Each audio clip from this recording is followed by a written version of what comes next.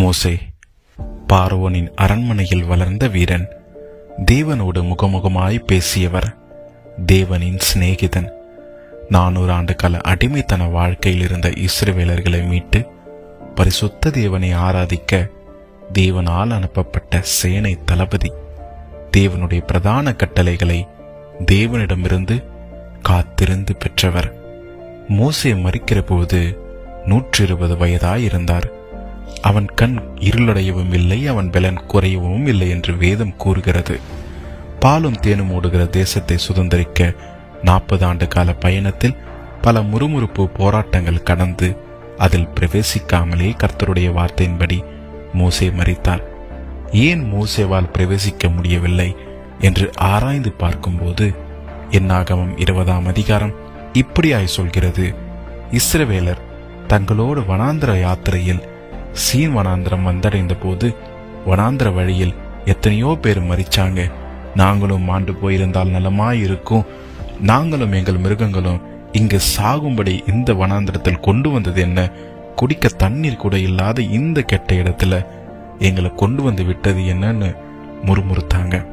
அப்பொழுது மோசேயும் ஆரோனும் தேவனை நோக்கி பார்த்தாங்க.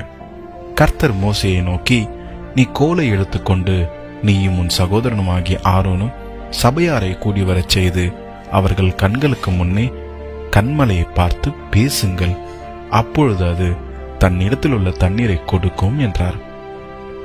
அப்பொழுது மோசே கோலை எடுத்து சபையாரை கன்மலைக்கு முன்பாக கூடி வரச் செய்து ஜனங்களை நோக்கி, கலகக்காரரே கேளுங்கள், உங்களுக்கு இந்த கன்மலையிலிருந்து நாங்கள் தண்ணீர் புறப்பட பண்ணுவோமே என்று சொல்லி தன் கையை ஓங்கி கன்மலை தன் கோலினால் 2 தரம் அடித்தான்.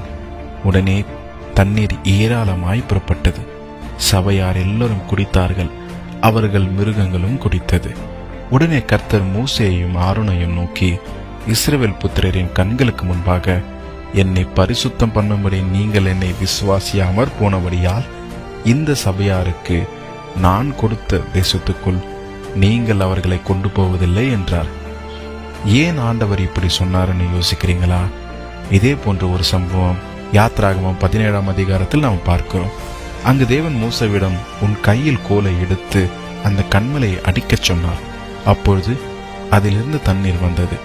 ஆனால் இந்த காரியத்தில் தேவன் சபையாரை கூடி வரச் செய்து அந்த கன்மலையை பார்த்து பேசதான் சொன்னார். ஆனால் மோசே தன் கோலினால் கன்மலையை அடித்தார்.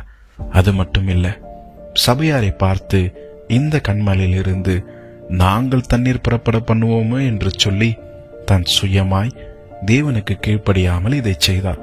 இதனால் தான் ஆண்டவர் மோசேயும் ஆரோனையும் கானானுக்குள் பிரவேசிக்க முடியாது என்று கட்டளையிட்டார். மோசே கீழ்ப்படியில தான், ஆனா அவருக்கு இவ்வளவு பெரிய தண்டனையான்னு கேட்கலாம். புதிய ஏற்பாட்டின் 1 கொரிந்தியர் 10ஆம் அதிகாரம் 4ஆம் வசனத்தில் ஞான கன்மலையின் தண்ணீரை குடித்தார்கள், அந்த கன்மலை கிறிஸ்துவே என்று இயேசு கிறிஸ்துவை வேதம் கன்மலையோடு ஒப்பிட்டிருக்கிறது.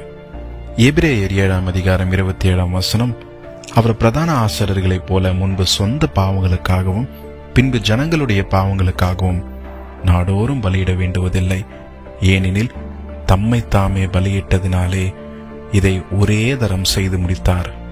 ஒரே தரம் அடிக்கப்பட்ட இயேசு நமக்காக ஜீவ தண்ணீரை அவரை விசுவாசிப்பவர்களுக்கு இலவசமாய் தருகிறார்.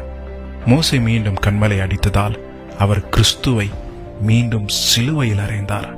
இது பிரமாணங்களுக்கும் தீர்க்க தரிசனங்களுக்கும் எதிரான செயல். இதனால் மோசேவால் பாலும் தேனும் ஓடுகிற தேசத்திற்கு பிரவேசியாமலே போயிற்று. ஆயினும் இந்த தண்டனைக்காக மோசே தேவனிடம் கேள்விகளை கேட்கவில்லை, தேவனிடம் இருந்த உறவையும் விட்டுவிடவில்லை. இஸ்ரவேல் ஜனங்களை தொடர்ந்து வழிநடத்தி வந்தார். கர்த்தர் அவனை நோக்கி, நான் உங்கள் சந்ததிக்கு கொடுப்பேன் என்று ஆபிரகாமுக்கும் ஈசாக்குக்கும் யாக்கோபுக்கும் ஆணையிட்ட தேசம் இதுதான், இதை உன் கண் காணும்படி செய்தேன் என்று மோசே மரிப்பதற்கு முன்பாக அந்த தேசத்தை காட்டினார். இன்னும் சொல்ல போனால் வேதத்தில் யாருக்குமே பெற்றிராத ஒரு பாக்கியம் மோசே பெற்றார். ஆம், தேவனே மோசேவை அடக்கம் செய்தார். சற்றே சிந்தித்து பாருங்கள். இன்று நாமும் தேவனுக்கு பயமில்லாமல் கீழ்ப்படியாமல் செய்த பாவங்களை தொடர்ந்து செய்து தினம் தினம் அவரை சிலுவையில் அறைந்து கொண்டிருக்கிறோம். உண்மையுள்ள மோசேவிற்கே இந்த நிலைமை என்றால் நம் நிலைமை என்ன? ஒரு பரிசுத்தமான வாழ்க்கை நம்மிடம் உள்ளதா? நம்மை நாமே நிதானித்தறிவோம். ஆமேன்.